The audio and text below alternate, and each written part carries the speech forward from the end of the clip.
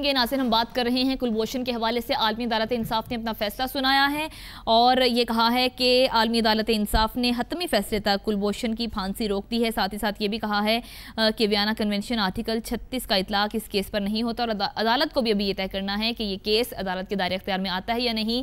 اس کے علاوہ عدالت نے اپنے ریمارکس میں یہ بھی کہا ہے آج کہ بھارت کو 40 دن کے اندر یہ ثابت کرنا ہے کہ کلبھوشن دہشت گرد اور جاسوس نہیں ہے.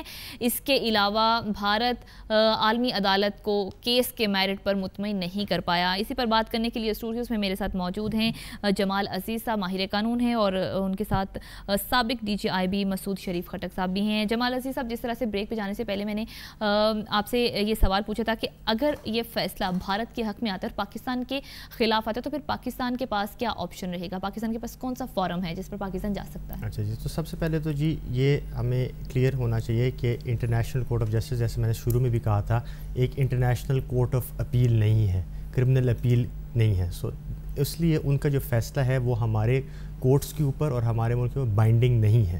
They can not influence the judiciary in Pakistan, جو ایک سیپریٹ ادارہ ہے، جوڈیشل پروسیس جو ہے. سو اس لیے نہ وہ انٹرنیشنل کورٹ کہہ سکتی ہے کہ یادیو انوسنٹ ہے یا گلٹی ہے، نہ اس کی ریلیز کا وہ آرڈر کر سکتی ہے.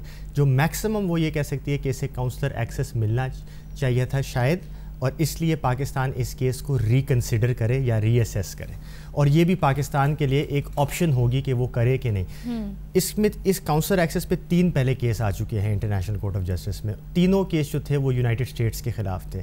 تینوں کیسز میں یونائٹڈ اسٹیٹس نے ڈیسیجن نہیں مانا اور تینوں کیسز میں انہوں نے پھانسی دے دی یا لیتھل انجیکشن کے تھرو انہوں نے سزا کروا دی. So that's it is not, but اس اسٹیج پہ ایٹ دس پوائنٹ انہوں نے جو یہ اسٹے آرڈر دیا ہے، as a responsible state we should follow this decision until the merits, until the final decision. جب تک میرے خیال میں کلبھوشن کو اس وقت پھانسی کی سزا نہیں دینی چاہیے جب تک یہ کیس ڈیسائیڈ نہ ہوا. اس کے بعد اگر ہمارے فیصلے ہمارے حق میں ڈیسائیڈ ہوا یا انڈیا کے حق میں ڈیسائیڈ ہوا، وہ اممیٹیریل ہے، پھر ہم جو کرنا چاہیں وہ ہم کر سکتے ہیں. It is not binding on us as such.